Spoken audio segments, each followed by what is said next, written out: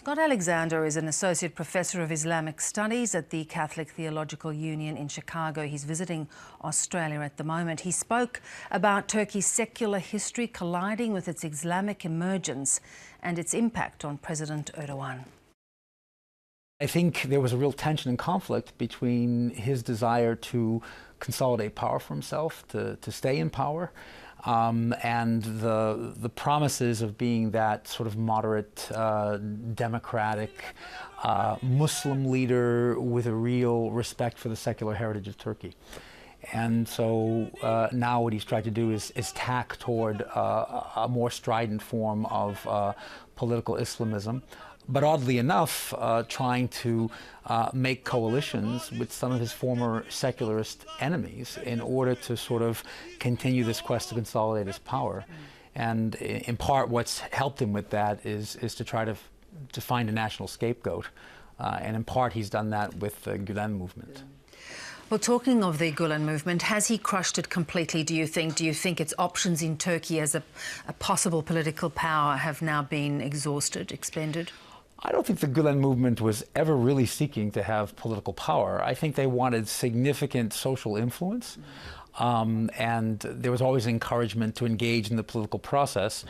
I think for all intents and purposes in the short run, the Gülen movement has been absolutely decimated in Turkey by the purge, confiscation of assets, mostly done extrajudicially or with the sort of sanction of a judiciary that pretty much is, kind of in the pocket of the governing regime. But from my perspective, the Gülen movement is really a global movement, dedicated to ideals of service. And it's managed to find itself in so many different parts of the world where I think it's pretty immune from some of the more negative effects of what Erdogan has been doing to the movement in Turkey. As a Muslim nation itself, do you think Turkey will always struggle with the concept of democracy? I mean, it was looked at as a potential democratic leader in that region, but do you think it's at odds with itself as a Muslim nation? I mean, I come from the United States of America, and the history of development of democracy in my country is a very bloody one. And in terms of what I consider to be a vital democracy, which is truly inclusive, we're not there yet. And if you just talk to African Americans in the United States, they'll tell you a story about this. Right, and so you can talk about the tension between white supremacism and democracy in the United States, as much as you can talk about the tension between Islam and democracy in any particular Turkish society. So if we're not exceptionalizing Islam, I think doing what's necessary to have a society that sort of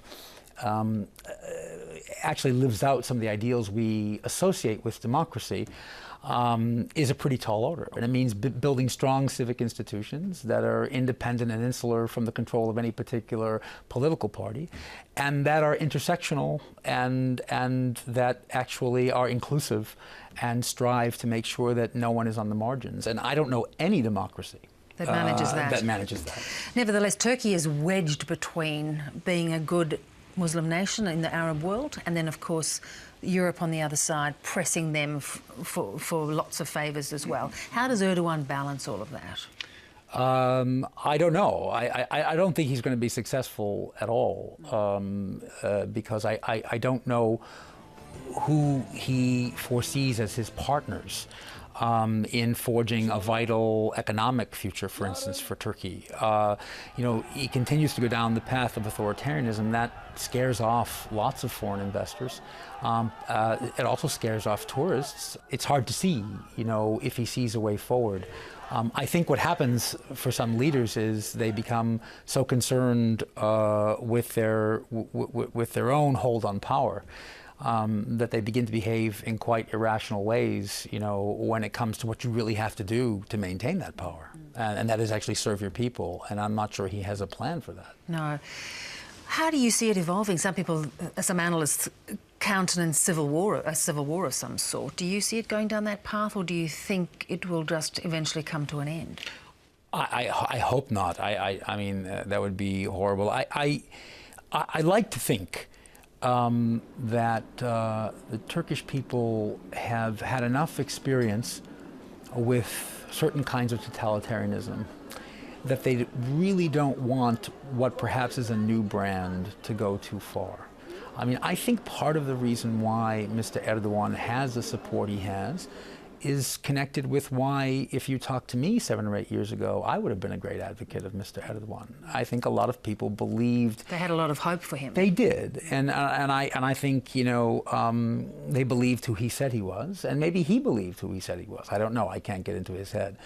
But I like to think, Beverly, that, you know, the more he continues down this path, the more people will grow dissatisfied. He might always have some, you know, core of supporters that somehow are convinced that, you know, he is Turkey and Turkey is he. But I like to think that will ultimately be a minority of Turks. What's on the other side of Erdogan, I really have... And hard to see it happening in the short term. It's going to be a long-term Very difficult view. to see happening in the short term, I think, yeah. Great to talk to you. Thanks for coming in, Scott. Thank you, Beverly.